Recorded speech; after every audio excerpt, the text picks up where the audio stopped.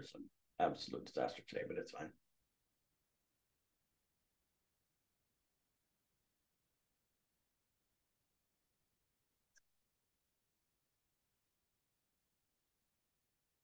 All right, let's go ahead and pull up the notes for us all to look at.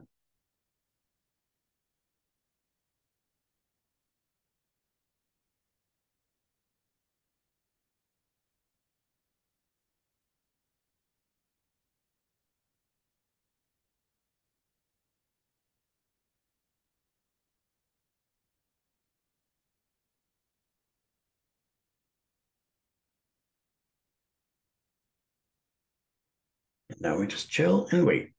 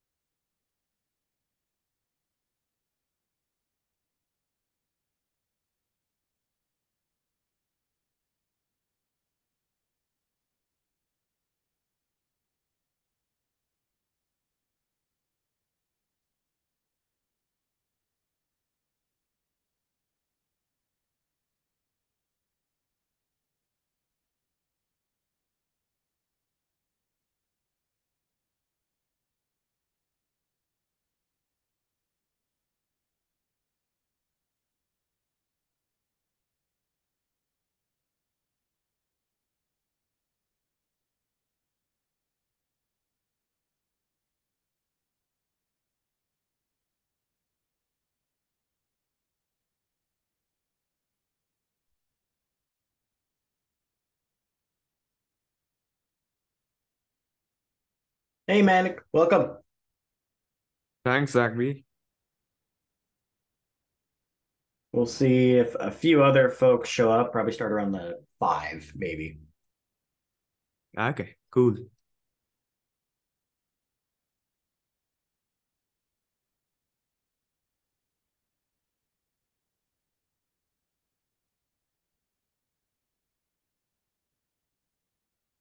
Hey, Kevin.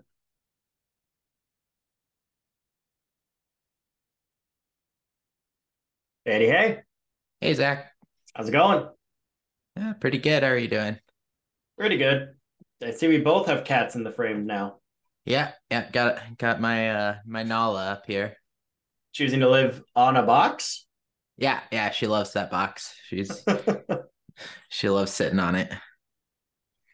Nice.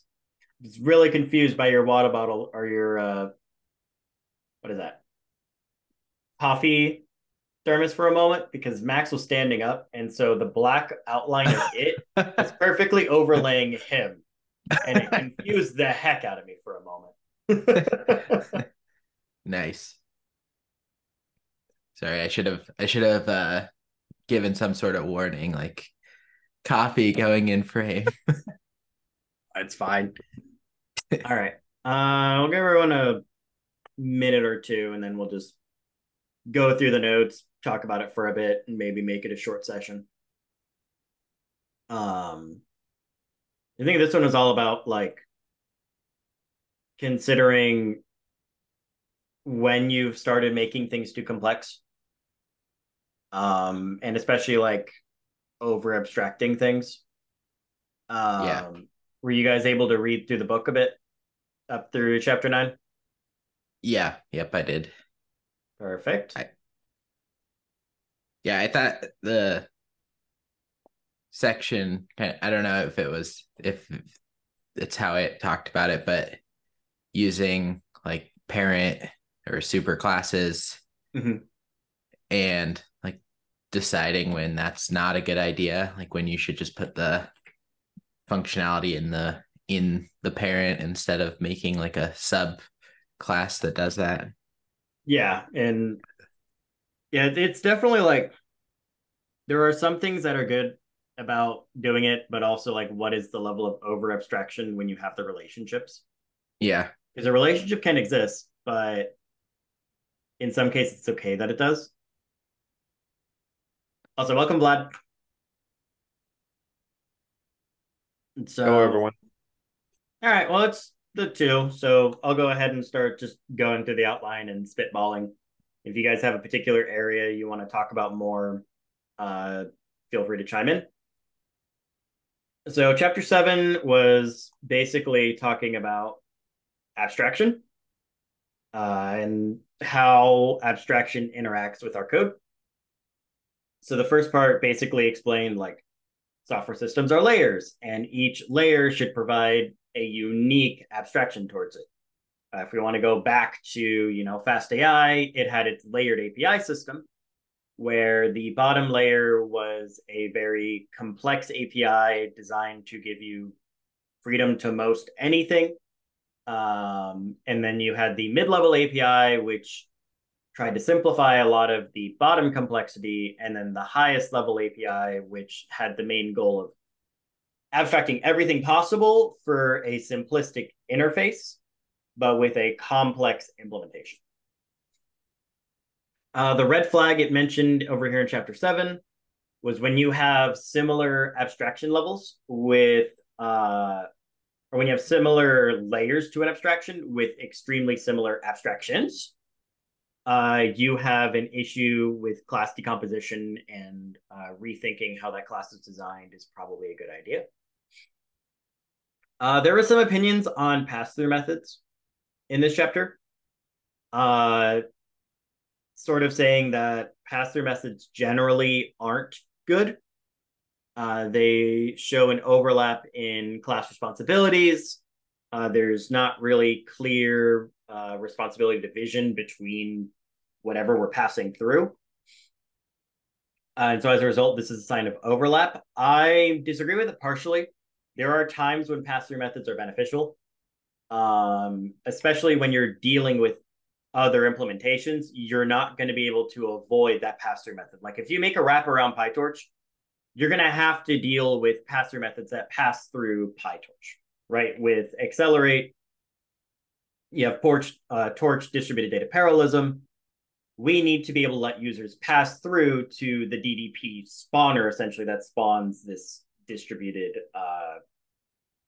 process, essentially. So you can't avoid it in that sense, but avoid it as much as possible when doing interlibrary things. I still believe there's times when it's beneficial and it makes sense. But when you're doing pass-through methods, I kind of think of it as you can do them, just make sure that either A, the reason we're doing it is to simplify and centralize everything, or B, it's possible for the user to avoid the pass-through method entirely. If it's not, then it's not a pass-through method at that point, right? Because it's its own functionality, its own implementation. An example of like a pass-through method in Accelerate is, so we have to deal with, code has to run on GPU, TPU, NPU, and all these different accelerators. Each accelerator comes with a very different operation value in that distributed process. So like a reduce method in DDP is different than a reduce method for, say, NPUs. And so Accelerate has a quote unquote pass-through method through accelerator.reduce that then calls like the right reduce method. It's still pass through because it's just A to B, but it does a little bit of overlap with deciding what is A and what is B and finding the right one. So it's not quite there, and it's okay. But generally, it just recommends all pass-through methods do is add abstraction if you're not adding to the method. So some red flags and how to deal with them. It recommended refactoring classes for distinct responsibilities and possibly exposing the lower level classes directly, right? So that method of just, well, okay, give the users an option to avoid the pass-through method entirely if they don't want to do that, or redistribute the functionality into that main class and don't pass through it all, right? Centralize it. The next, I have a question on the refactor classes for distinct and coherent responsibilities. Sure. Do you have any suggestions or things that you've found work well for actually like going through that design process, or like the process of being like, I think that this, like these two classes need to be redesigned, but I don't know what that end result should be. Like, how do you go through that process? A lot of the ways that I've dealt with it now is I think about code smell.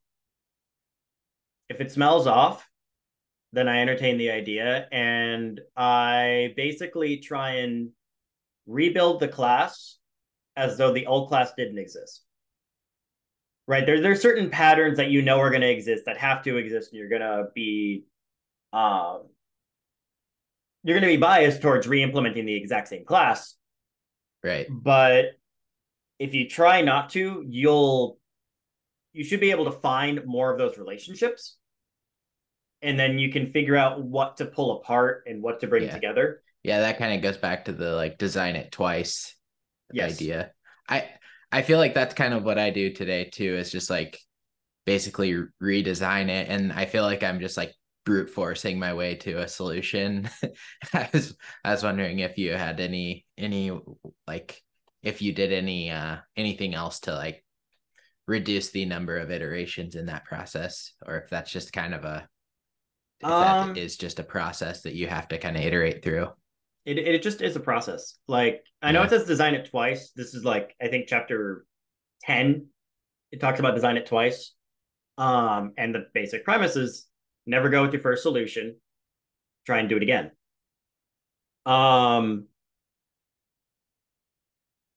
It's very hard in the beginning because you're not used to it, and so you don't quite understand what design it twice is supposed to do, and you wind up coming with two almost identical solutions with maybe minuscule changes. I thought the design it twice chapter was earlier. I didn't realize we weren't there yet. Oh no, that's totally fine. It's a good discussion. And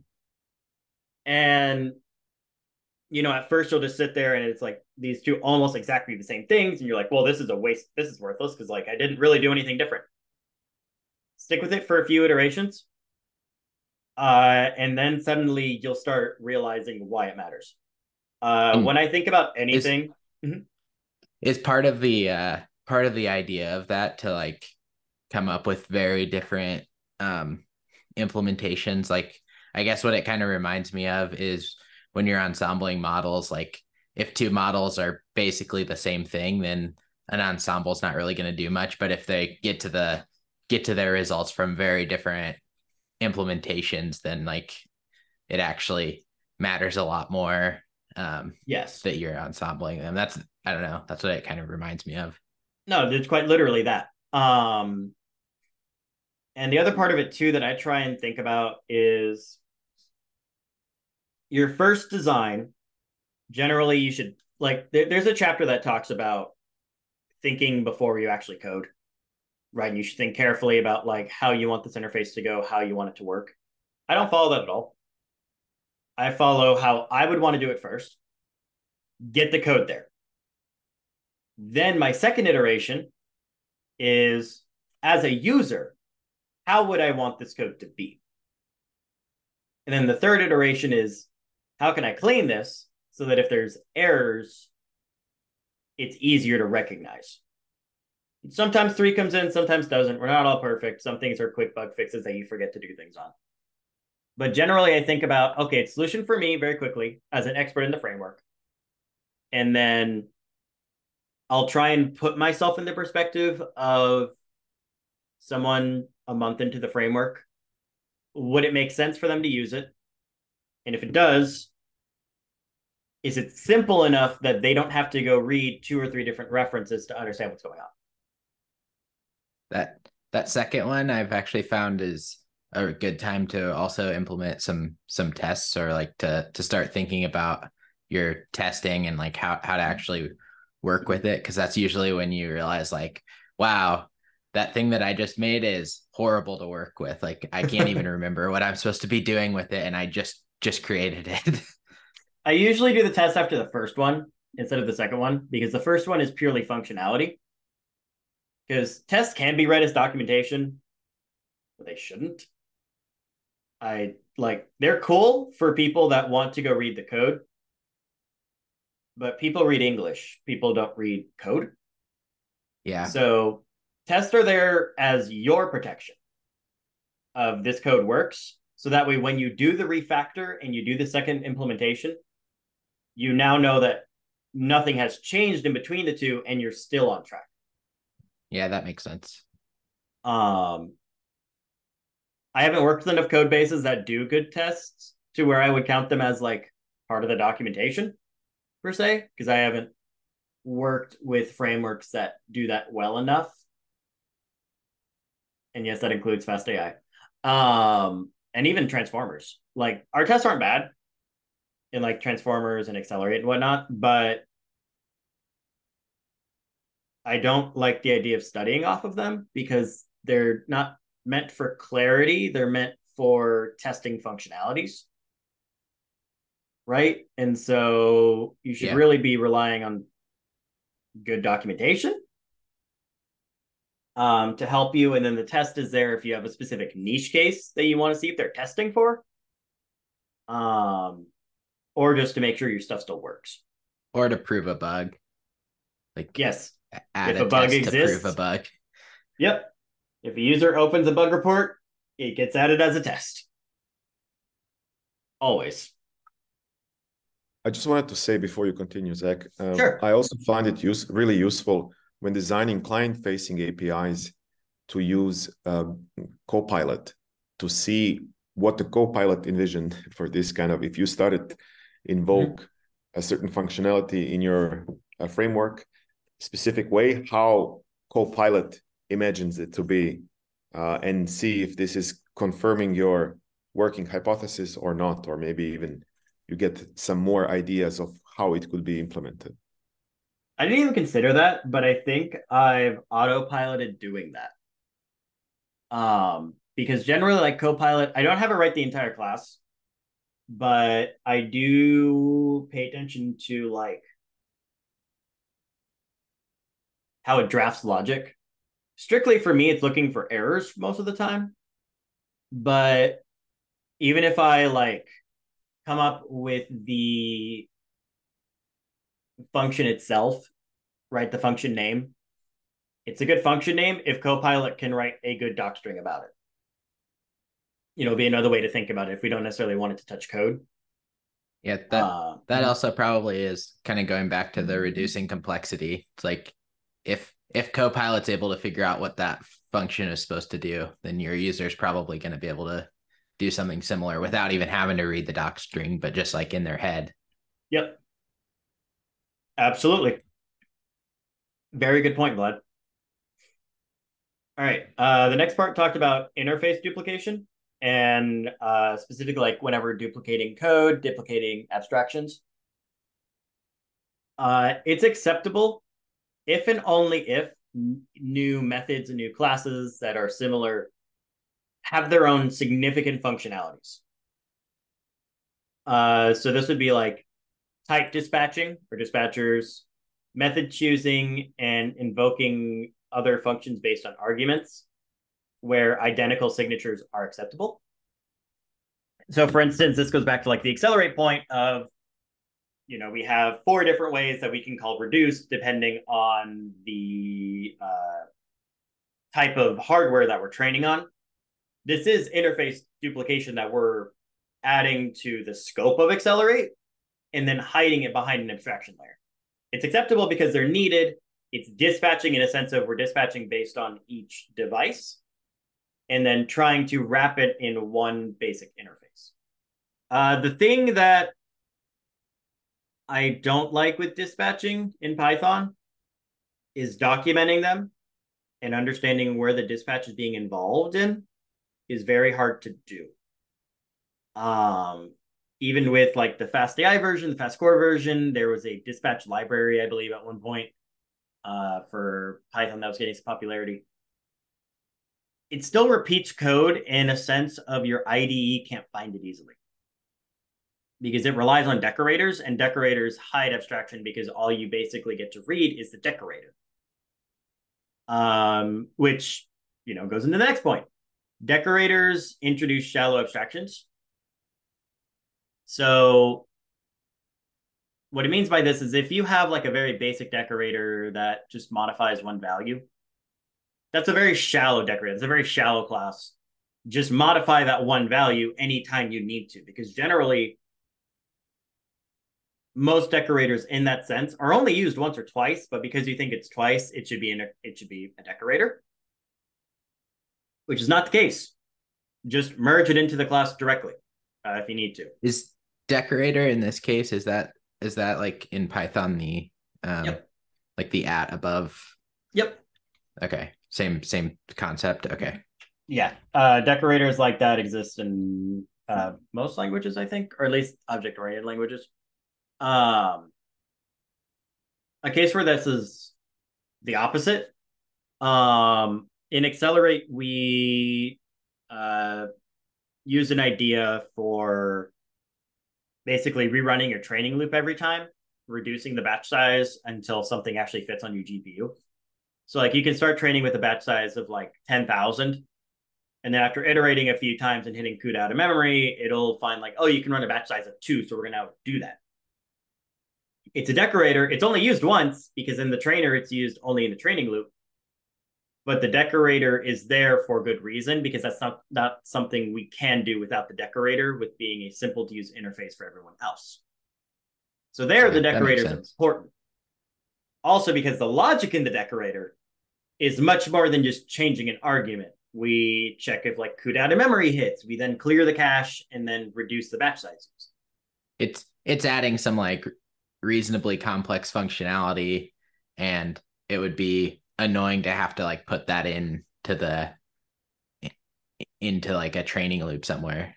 Yeah, and on top of that, like more than it being annoying, it doesn't make sense for users to do that. Users wouldn't want to do that, right? Users, say like you have 16 people writing their own training loops in a Kaggle competition, right?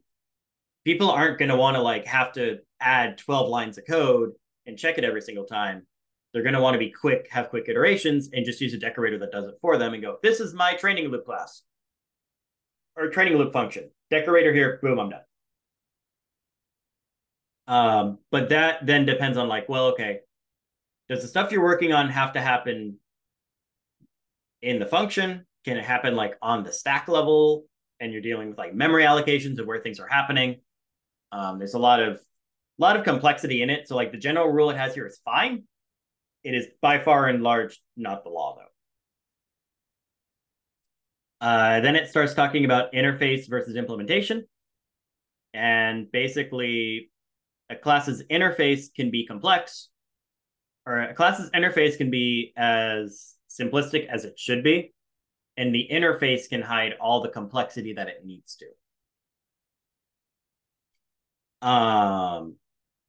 Then it talks about sort of pass-through variables a bit. And this is, you're passing down a particular value down the chain, sometimes 6 or 7 different times, depending on if a library has bad complexity. And it leads to needing to understand how certain interfaces interact with certain variables. Sometimes we'll sit there and go, well, this thing was never used because it's passed down 6 times before it's actually used.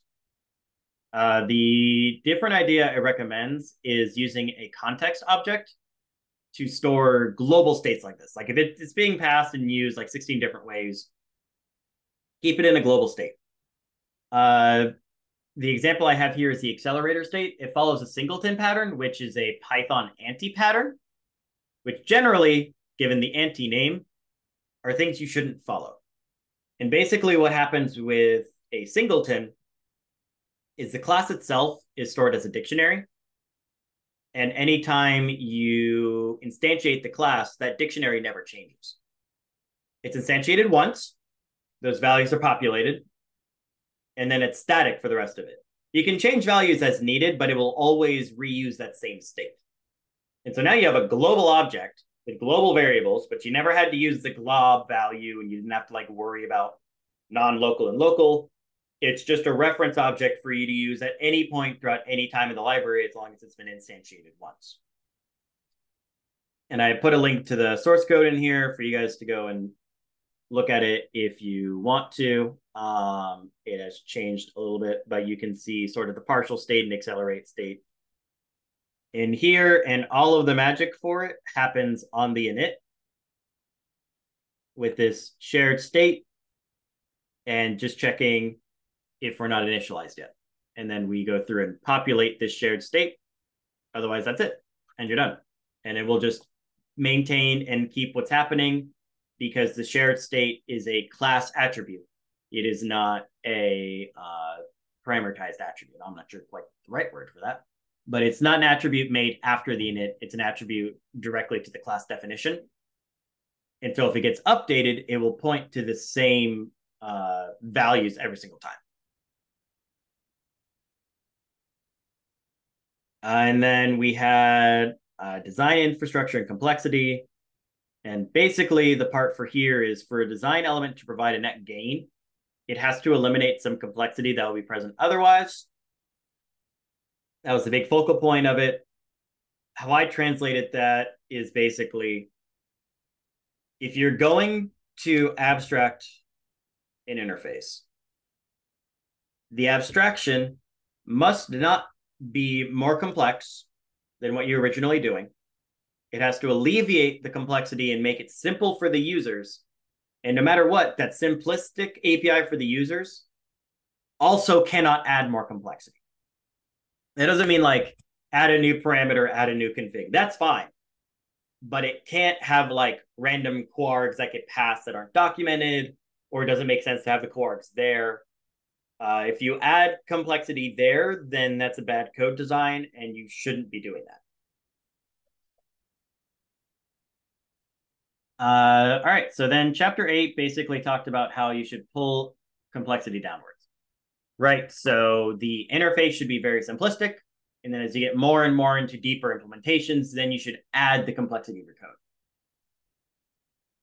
When you handle complexity, you basically have 2 options.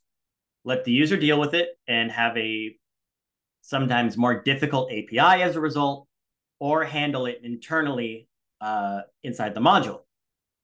Generally, if it is something related to the module functionality, so this is not dealing with the interface itself, dealing with the implementation underneath, just handle it internally. Don't let your users have to sit there and go, why do I need to have this special weird flag, special weird parameter that's not documented anywhere, that just happens and exists?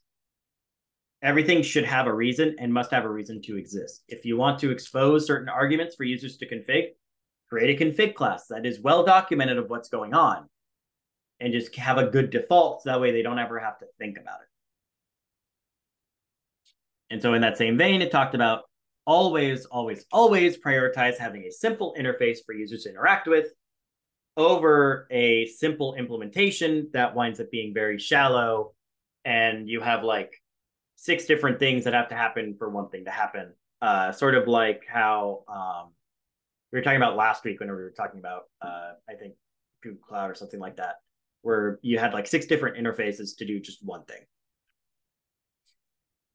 And so it then talked about configuration parameters and dynamic computation of values generally is better than config parameters, because the second you start dealing with config parameters, this can be as simple as like function parameters, or as insane as like actually configuration files and configuration classes.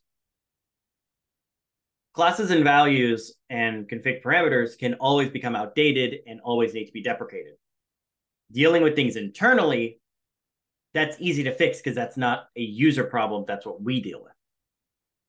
And so consider whether or not something should be a config or we just silently handle it internally. And when I mean silently, I mean we don't expose it anywhere in the function signature, in quarks, any of that. It is only handled internally, and so changes only have to happen on the inside. Users don't need to know that, hey, Torch Run came out with a new backend that is better than the old default. They don't need to know that. We're just going to use it because it's on our backend, and they don't have to configure how Torch Run uses the backend, for instance, because we know based on the questionnaire you filled out and how you're passing to the accelerator which one you want to use. However, that being said, if we did expose it and that changed and a new parameter was added, all of a sudden we're adding a new thing to our function signature that might be tied to another parameter for us to guess from. And so it makes more sense if you think about the most minimal configuration parameters possible for your interface to work. Right? So if there's this weird A value that adds like a certain float every single time, if 99% of use cases use that one float, don't make it a parameter, make it internal, and just handle that 1%. And then it talked about when building an application or doing applications of this, don't put everything into a single class. That's extreme. It becomes super long and complex. If you want an example of this, there's a reason why most training APIs that deal with PyTorch have the idea of the callback system instead of having 1.5 million different functions. And then pulling complexity down makes sense when it's closely related to the existing functionality, leading to simplifications everywhere and simplifies the interface. Right? If by pulling it down and not exposing that certain API and handling it everywhere else, it doesn't wind up simplifying the end result. The code isn't easier to maintain. The users have a more difficult time actually using this thing. Then don't do it.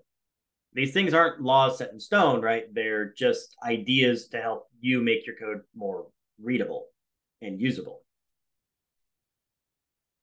And so that was generally all that Chapter 9 talked about, or Chapter 8. Any questions on Chapter 8? Any comments? All right, cool. Then we're going to talk about Chapter 9 here and then sort of wrap up a bit early.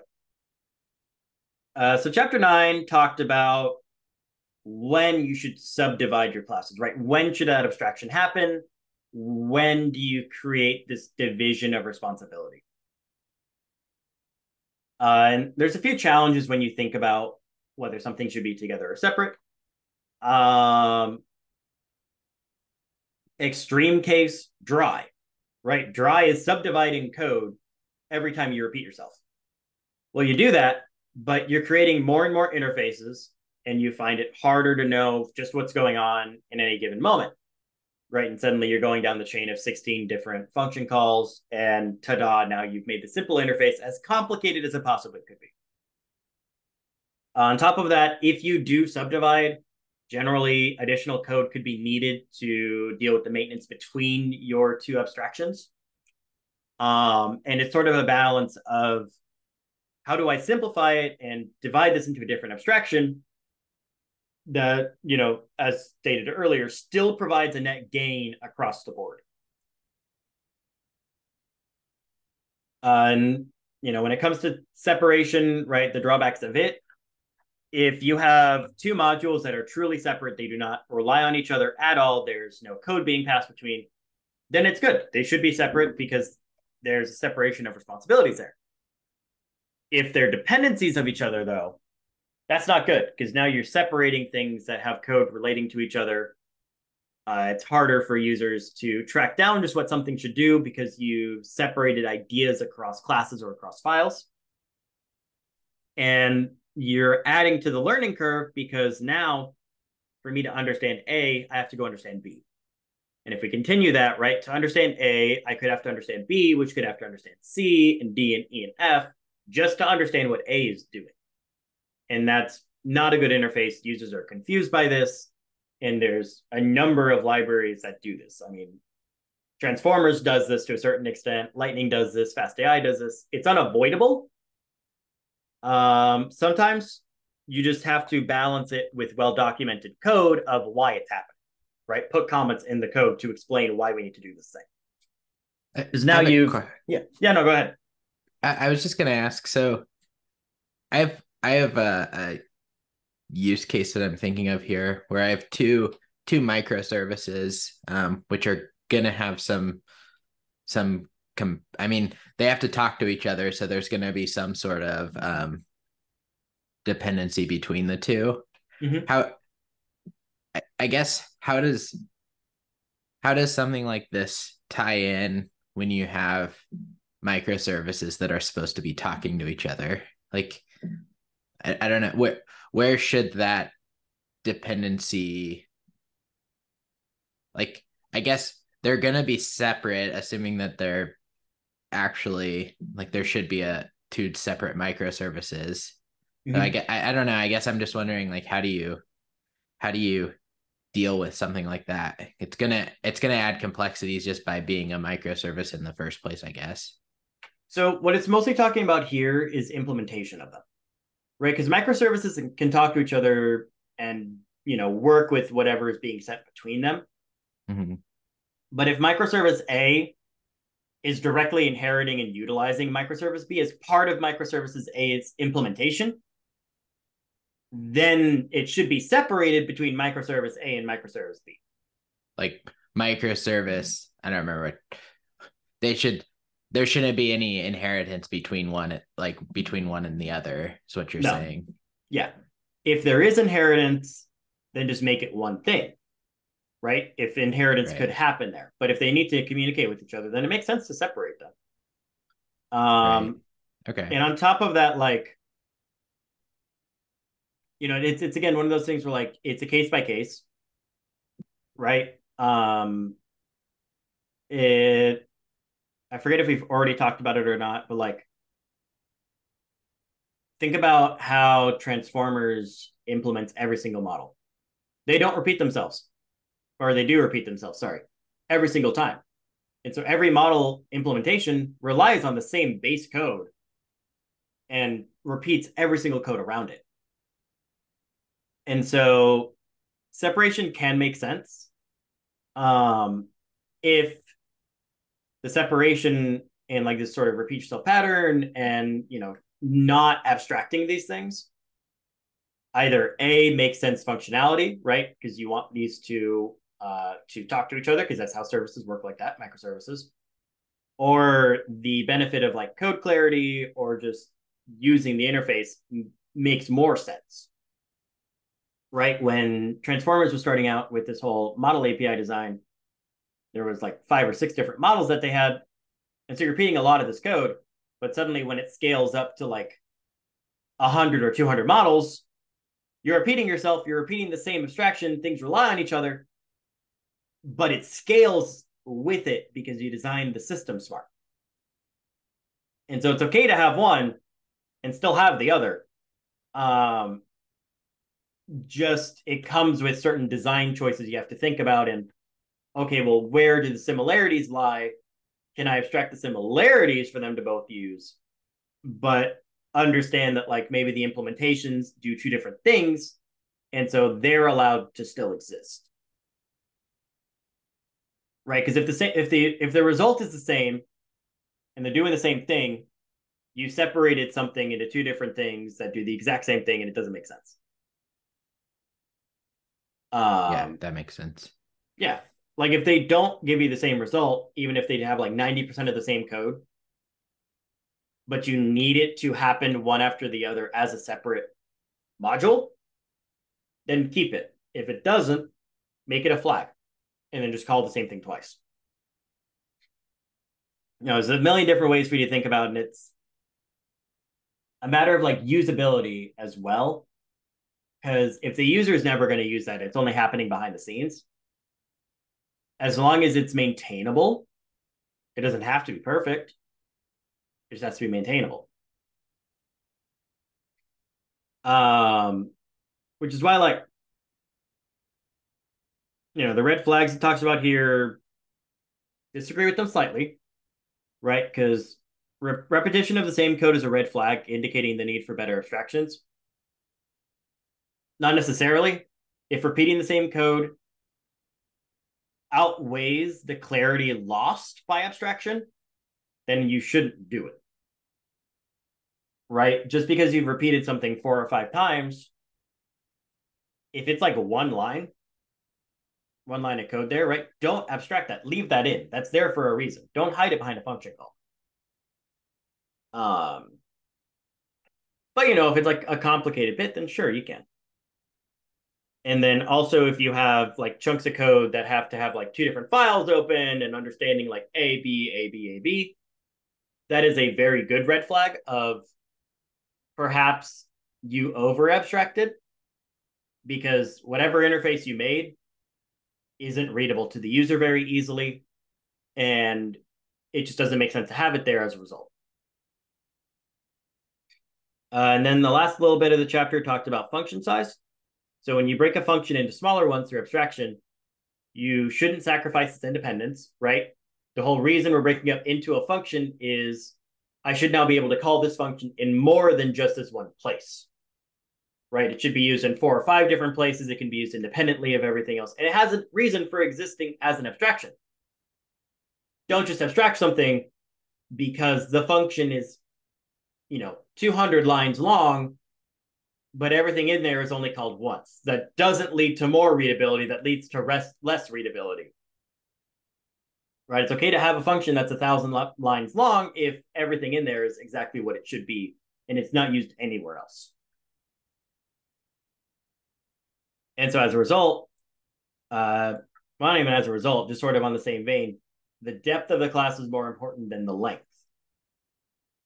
Right? So don't focus on this idea of having short, pretty functions that like fit on a screen very well and limiting yourself to that. Focus instead of how deep that class, that interface goes, how deep that function goes, and everything it does, and does everything it needs to.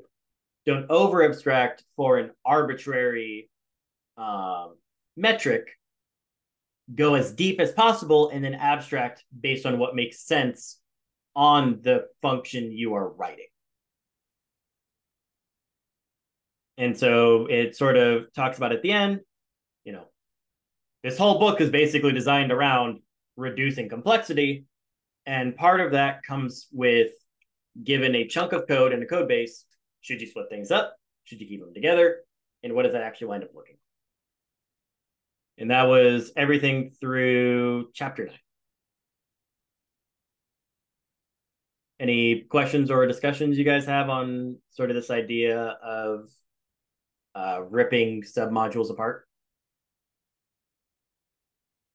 I have kind of a hard time with the I don't know. I think it's just when I'm coding, that second to last point of like it's okay to have a long function if it's not repeating itself. I was just thinking about something that I actually just recently decoupled, which was I had a piece of code that was like basically to clean up some database records. So it would, look at kind of the main table in the database, take that ID and delete it across the other tables. And it ended up being like, I don't know, probably 20 lines of code where it would just loop through it and go through the different tables and clean them up.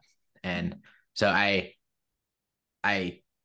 mean, none of that it was all kind of similar because it was going through different tables, but I ended up like taking that and putting it into a function and calling it like, delete in items from the table. And I don't know, when I'm like thinking through this, it's like, well, should I have done that or should I have just left it so that I didn't introduce another, like a new function? The nice thing about it was it's a lot easier to test now, but it is like now it's in a different, it's in a different notebook, it's in a different location. So I don't know if it was actually a good thing to change or not. So when thinking about that as well, I think a different way of thinking about it is, could that instead have benefited from just putting comments in the code instead of what each line is doing?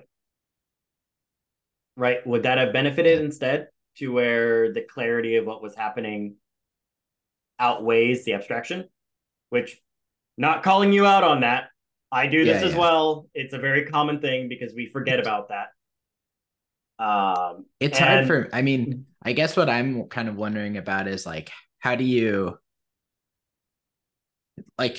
test something like that if you leave it all as like one, because it's like it's actually a function inside of a class that that's what the function that I decoupled it out of was, a function inside of a class. So I mean, I guess I could have just triggered that use case of, if we get to this, like, how do we get to this point in the code, and set up a test case to test it without, decoupling it out into its own function. But it I don't know, it felt like it was a lot harder to like access and do stuff with that function when it was inside of the that. I don't know. So when I would think about that, like, I would do the latter, right? So I would think about writing like one or two specific setups in a test case to test it. And as I'm sitting there trying to write this test, I would think about, from the user perspective solely, do they need to have that be higher and exposed? No. Then don't. Abstraction only benefits the user and sometimes your code base. Yeah, because I mean, a lot of that kind of stuff is like, a user's never gonna see that. Like, either way, it's the data is going to be deleted from their perspective. So it's like really the only one that it helps or like potentially makes things easier for is me doing testing, like when I'm writing the code, or like going through and maybe refactoring the code. For me, that wouldn't be a solid enough foundation for me to do that abstraction. I would look at, like, given a certain setup, right? How fast can I write tests for this now? Because you can write a, like unit test, for instance. You can write a setup that runs at the start of every single test. So if I just have a caller for that specific case, I can have it set up things a certain way. Yeah, and thinking through it more now, like it wouldn't have been that hard to set it up to be that, like, the correct conditions. It's already got the attributes and stuff. I could have just said, force the deletion to happen, assume that we want the database to have 0 bytes of data, like delete whatever's in there and I can fill it myself. So I don't know. I didn't even think about it when I did it, but now that I'm like thinking from this context, it's like, oh yeah, that probably was a bad time to like refactor my code, because it's like only made my life easier. Mhm. I don't know. I mean, that's okay. That's what the study group is for. And now you can sit there and think back like, well, okay, yes, that's a thing, and yes, is only for the test, but is that okay when you truly think about it long term for like stability and for ease of life for you as well? A user might never see it, but if it's a util that streamlines and enables you to test 14 different things suddenly faster, maybe it's not so bad. Yeah, something to, I guess, go back and think about a little bit more. Yep. But all right. If we're all good, then I'll post this on YouTube later tonight. And by next week, get through chapter 12, we'll say. And we can pick it up from there. And given this rate, we'll probably get through the book mid-January, and then we can start thinking about some other books to read as well. So. Sounds good. All right. Thanks for coming, guys. Thanks, Zach. See ya. Thanks, Zach. Thank No you. problem. Take care. You too.